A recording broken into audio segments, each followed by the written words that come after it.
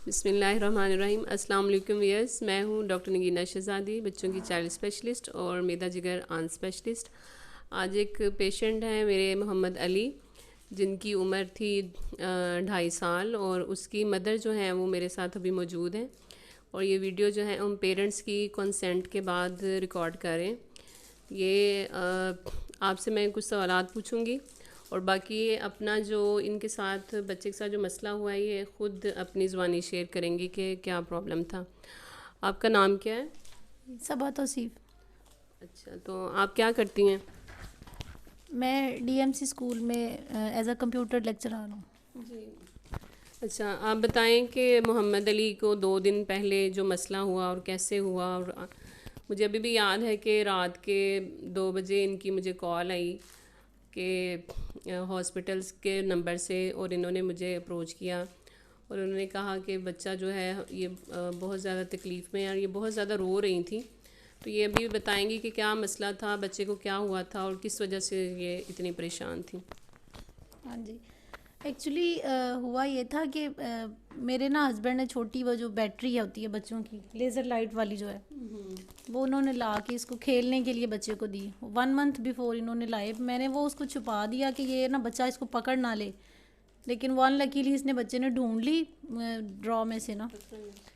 तो वो फिर वो पास ही मेरा भांजा बैठा हुआ था, उसने वो उसके सेल खोल के तो निकाल लिए, वो जो उसके अंदर बैटरी बटन से वो उसने निकाल लिए। तो वो एक इसने ना बच्चे ने उठा के मुंह में डाल लिया। मैंने इसको बोला, मैंने कहा बेटे अली तीसरा सेल कहाँ है? 2 तो मैंने ढूंढ लिया, मुझे मिल गया, लेकिन एक मुझे नहीं मिला ना। तो मैंने पूछा, मैंने कहा बेटे वो कहाँ गया है सेल? तो कहता है मम्मा मैंने वो तो सारा ख़त्म कर लिया। तो वो मुझे बाद में इतनी ज़्यादा हुई टेंशन कि ये तो डेंजरस भी हो सकता है, क्योंकि मैंने इसके बारे में वीडियोस देखी हुई थी कि ये बैटरी बटन जो है ये बच्चों के लिए बहुत डेंजरस होता है। तो मैंने फिर वेट नहीं किया, घर में उस टाइम कोई अवेलेबल नहीं था, मेरे हस्बैंड भी नहीं थे घर। मैंने फिर भाई को कॉल की, फ़ौरी मैं इसको लेके तो जो पास ही हमारे हॉस्पिटल था हम वहाँ पे गए। उन्होंने भी हमें यही कहा कि उसका एक्सरे वगैरह बच्चे का कराएं। पहले तो उन्होंने हमें इतना बॉदर नहीं किया, लेकिन फिर जब एक्सरे वगैरह कराया तो उन्होंने कहा ये बच्चे के ना स्टमक में जा चुका है, तो ये बैटरी जो है ना ये इसका फट भी सकता है, ये बहुत डेंजरस है बच्चे के लिए ना। तो आप इसको इमीडिएट जो है ना वो चिल्ड्रन हॉस्पिटल ले जाएं। तो फिर हम इसको फ़ौरी वहाँ लेके गए। वहाँ उन्होंने हमें यही बताया कि इस टाइम डॉक्टर अवेलेबल नहीं है। तो हम लोग मतलब मैं तो लफ्ज़ों में शायद वो बयान ही नहीं कर सकती जो बीइंग अ मदर मेरी फीलिंग थी। फिर हम वहाँ हमें किसी ने बताया कि डॉक्टर नगीना इस टाइम फैसल हॉस्पिटल अगर आपको मिल जाए, या इस टाइम वो बैठी होती हैं, अगर मिल जाए तो वो इसकी एंडोस्कोपी कर सकती हैं। और पूरे फैसलाबाद में पूरे डिवीज़न में कोई डॉक्टर नहीं है जो बच्चे की ना इस आपको इस प्रॉब्लम से निकाल सके, अदरवाइज़ आपको लाहौर इमीडिएट लेके जाना पड़ेगा। और हमें वहाँ डॉक्टर्स ने ये भी कहा कि ये 6 आवर्स में बैटरी जो है ना वो अपना स्टार्ट रिएक्शन कर देती है। अच्छा, फिर आप जब इधर लेके आए तो अपने जब फ़ोन ये ऑपरेटर ने कॉल मिलाई आपसे, मेरी फ़ोन पे बात कराई, तो आप तब बहुत ज़्यादा परेशान थी। क्या क्या ख़दशात थे आपके जहन में कि क्या क्या हो सकता है? क्यों इतनी वरीड थी आप? हमें जिस डॉक्टर ने भी गाइड किया, हमने बहुत सारे डॉक्टर से फ़ोन पे भी कंसल्ट किया ना, जो जो हम मतलब अपने रेफरेंसेस जिस जिसको हम अप्रोच कर सकते थे, हमने बहुत सारे डॉक्टर्स को अप्रोच किया। सब ने हमें यही कहा कि ये जो है ना अल्लाह ना करे ये स्टमक में फट गई तो बच्चे के लिए तो पॉइज़न बहुत ज़्यादा उसके स्टमक में फैल जाएगा। वो ज़ाहिर है फिर मेरे लिए तो यही, मुझे तो हर सेकंड के बाद ये फीलिंग आ रही थी कि जैसे अल्लाह ना करे मेरा बच्चा मेरे हाथों से निकल रहा है। उस टाइम हमें और कोई समझ नहीं आ रही थी। और हम जब हॉस्पिटल पहुँचे तो हमें यहाँ पता चला कि डॉक्टर साहबा उठ चुकी हैं ना, मतलब इस टाइम उनकी टाइमिंग नहीं है। फिर हमने हॉस्पिटल वालों से बहुत रिक्वेस्ट की कि हमारी किसी तरह ना डॉक्टर साहबा से बात करवा दें। तो हाँ, बहुत मैं थैंकफुल हूँ डॉक्टर साहबा कि मैंने इनसे फ़ोन पे बात की, अल्लाह का शुक्र है। हमने हॉस्पिटल में जो रिसेप्शनिस्ट थी बैठी हुई उससे बात की कि हमारी, मैंने उनसे रिक्वेस्ट की कि मेरी डॉक्टर साहबा से काइंडली ना खुद मेरी बात करा दें कॉल करा के। तो उन्होंने फिर 2-3 दफ़ा तो हमने उनसे काफ़ी रिक्वेस्ट की, लेकिन शुक्र है फिर उन्होंने हमारी बात कराई। मैंने फिर इनसे बहुत रिक्वेस्ट की कि डॉक्टर साहबा प्लीज़, हमारे लिए और कोई ऑप्शन ही नहीं है, तो आप वन एंड ओनली हमारे लिए जो है ना वो अल्लाह के बाद ज़रिया हैं, लेकिन थैंक यू इनका कि इन्होंने फिर हमें अपने घर बुला लिया। तो फिर हम रात के 2 बजे इनके घर पहुँचे हैं। इन्होंने हमें वहाँ बड़े अच्छे से ट्रीट किया। फिर एंडोस्कोपी के लिए मैंने इन्हें बहुत फ़ोर्स किया, हालांकि इन्होंने हमें गाइड किया कि अब इतनी ज़रूरत नहीं है, लेकिन फिर भी हम इतना डरे हुए थे कि मुझे था कि फ़ौरी इसको जो है ना वो निकाल दिया जाए।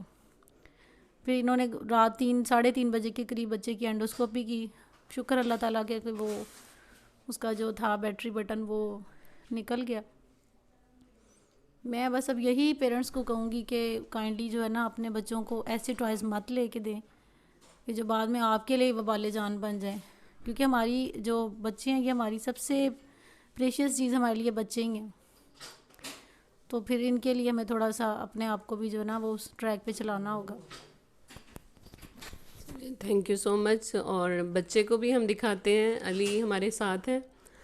तो जो 2-2.5 साल का बच्चा है, अच्छा, ये पेशेंट अली है हमारे साथ जिसने बटन बैटरी खाई थी और माशाल्लाह अब वो निकल गई है और बच्चा बिल्कुल ठीक है, आपके सामने है। लेकिन ये वीडियो रिकॉर्ड कराने का मकसद यही है कि एक छोटी सी जो नेग्लिजेंस है, लापरवाही की वजह से अगर कोई बच्चा एक्सीडेंटली इस तरह की चीज़ खा लेता है तो उसके कितने पेरेंट्स को कितनी तकलीफ़ से गुजरना पड़ता है। और उसकी वजह से जो 2-3 दिनों से इतनी परेशान और जितना ज़्यादा ये वरीड थी कि ये बैटरी जो है अंदर कि बैटरी बहुत नुकसान है, पेट में फट सकती है, और इस प्रॉब्लम की वजह से ये लोग ज़्यादा परेशान थे और बच्चे को लेके। लेकिन अब माशाल्लाह वो कंफर्टेबल है और बैटरी भी रिमूव हो चुकी है और बच्चा भी बिल्कुल ठीक है और मदर भी जो है वो माशाल्लाह सेटिस्फाइड हैं। तो पेरेंट्स को यही पैगाम है कि आप अपने बच्चों को इस तरह की जो टॉयज़ हैं वो ना लेके दें जिसमें बटन बैटरीज इस्तेमाल होती हैं। जब तक ये चार्ज होती हैं तब तक ये खुराक की नाली को डैमेज करती हैं। अच्छा, मुझे ये बताएं, जो सेल इसने खाया था वो क्या वो चार्जिंग था कंडीशन में था या ज़ाया हो चुका था? नहीं, अब भी वो चल रहा था। मैंने जैसे इसने मुंह में डाला ना, उससे पहले मैंने बैटरी चला के देखी है तो वो चल रही थी ना, लाइट उसमें आ रही थी। तो जो चार्जेबल सेल है ये ज़्यादा ख़तरनाक होते हैं, जो बैटरीज डिस्चार्ज हो चुकी होती हैं वो नुकसान नहीं पहुंचाती। और दूसरा मैसेज ये है कि जब भी ये बटन बैटरीज खुराक की नाली में मौजूद होती हैं तब इनका नुकसान बहुत ज़्यादा है, उस टाइम इसको निकालना बहुत ज़रूरी है। लेकिन जब ये मैदे को क्रॉस कर जाती हैं तो तब ये ख़ुद ब खुद जिस्म से पखाने के ज़रिए निकल जाती हैं। तो इस मैसेज वीडियो के तवज्जुह से आप पेरेंट्स को क्या मैसेज देना चाहेंगी? मैं पेरेंट्स को यही कहना चाहूँगी कि बस ना आप लोग इस तरह के बच्चों को टॉयज़ लेके ही ना दें कि जिसमें कोई भी इस तरह का ना ख़तरा हो। मैंने जैसे अब इतना बड़ा मेरे साथ हादसा हुआ, मैंने अपने घर में फिर सारे टॉयज़ ढूंढे जिनमें सेल थे बैटरी वाले, वो मैंने सारे टॉयज़ फेंके। इवन दैन जिनमें ये जो बच्चों की वो विस्लिंग वाले टॉयज़ होते हैं, मैंने वो उनकी वेसल्स भी निकाल के फेंकी कि अब कहीं मेरी एब्सेंस में जो है ना वो कोई बच्चा इसको मुँह में ना उठा के डाल ले।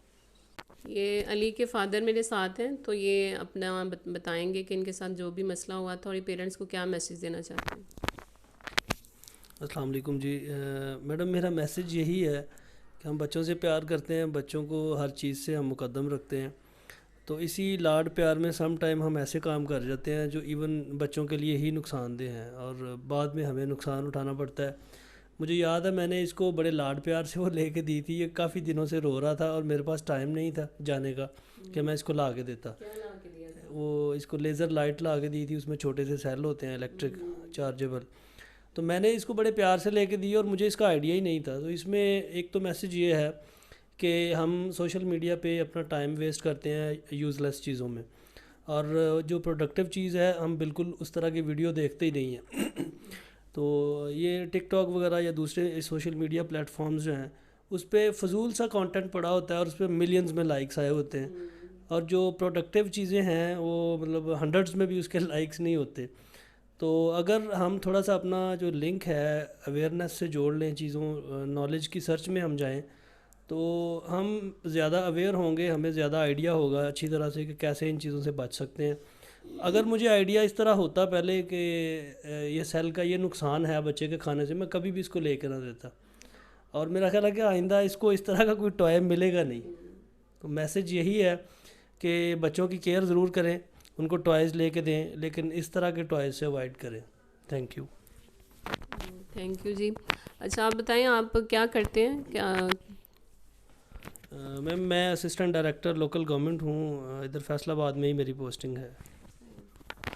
Thank you. इन्होंने बहुत अच्छा मैसेज दिया है जो आजकल का हमारा ट्रेंड है, और इस चीज़ को ज़रूर प्रमोट करना चाहिए कि जो एजुकेशनल अवेयरनेस चीज़ से रिलेटेड वीडियोस हैं उनको ज़रूर देखें। ये लोग अगर आपके लिए कुछ इस तरह की अवेयरनेस वीडियोस बना रहे हैं तो वो आप लोगों के लिए हैं, ताकि आप उनको देखें और आप में अवेयरनेस प्रोड्यूस हो, और इस तरह के बच्चों के जो छोटे छोटे मसले हैं उनको होने से पहले किसी परेशानी में जाने से पहले ही आप रोक सकते हैं। और जिस तरह इनको आधी रात को ये प्रॉब्लम हुआ और ये रात को इसको लेके फिरते रहे और कितनी तकलीफ़ और परेशानी में रहे, तो ये आप लोगों ने इन पेरेंट्स की ज़ुबानी सुना है। तो थैंक यू सो मच। इस तरह की चीज़ों को अपनी बच्चों से दूर रखें और अपने बच्चों का ख्याल रखें। Thank you so much. Doctor Nagina is signing off. अल्लाह हाफिज़।